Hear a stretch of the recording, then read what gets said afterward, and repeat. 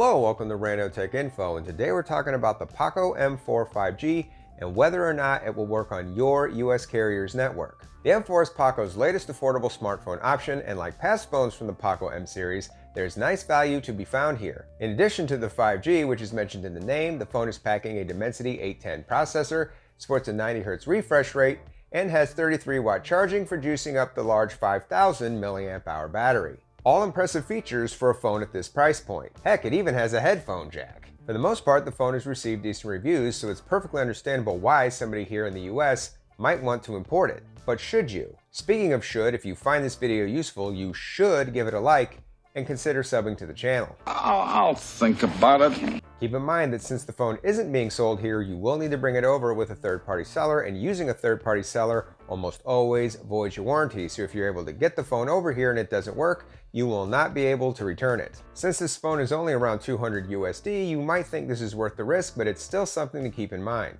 The next thing you need to know is more and more people are leaving comments in the videos on this channel about their carrier pulling service from imported phones. Their phone will be working fine, and then out of the blue, the phone will lose service, usually accompanied by a text or a call from the carrier telling them their phone is no longer compatible on their network. This has happened to many people with many different phones across all three major carriers. And since all smaller and prepaid network providers such as Mint Mobile or Cricket are either owned by or use the major carriers' networks, you are most likely going to run into these problems with them as well. US network carriers have been tightening their grip on consumers for a long time now, and it looks like we have finally hit a point where most imported phones are no longer going to work here. Heck, even if a phone is sold here, there's a good chance it won't work on your carrier's network if it isn't certified or on that carrier's list of approved devices. This brings us to the POCO M4. There seems to be only one version of the POCO M4, and that is the global version. And since the M4 isn't sold here, it will not be certified or approved to work on any US carrier network.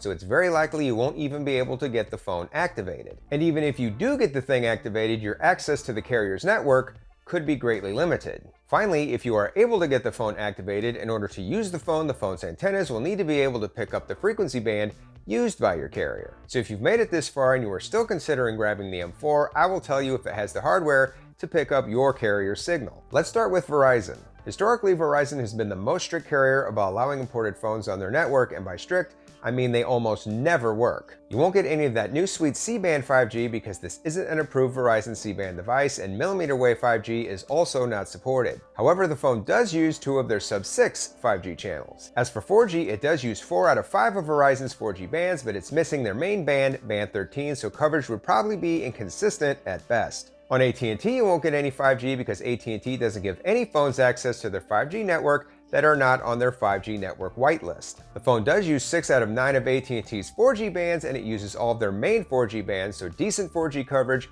could be possible if AT&T allows it. Finally, T-Mobile has recently stated it will not support phones on their network that don't make use of their voice over LTE, so since the phone doesn't look like it will support that feature, the phone will most likely not work on their network at all. If you do somehow get the phone to work, the antennas can pick up T-Mobile's mid-band 5G signal, but you won't get any sub-6 or millimeter wave 5G. You would also probably get pretty good 4G coverage, as the phone uses 5 out of 6 of T-Mobile's 4G frequency bands, but once again, this is largely irrelevant due to the fact that T-Mobile will probably not activate the phone in the first place. Well, that's all the information I have for today. If you do wind up picking up the M4, please come back here and let us know down in the comments where you live and what kind of reception you're getting, so we can all learn from each other and make more informed buying decisions. As always, I hope you found this video useful. Thanks for watching, and until next time, this is Rando Tech Info, signing out.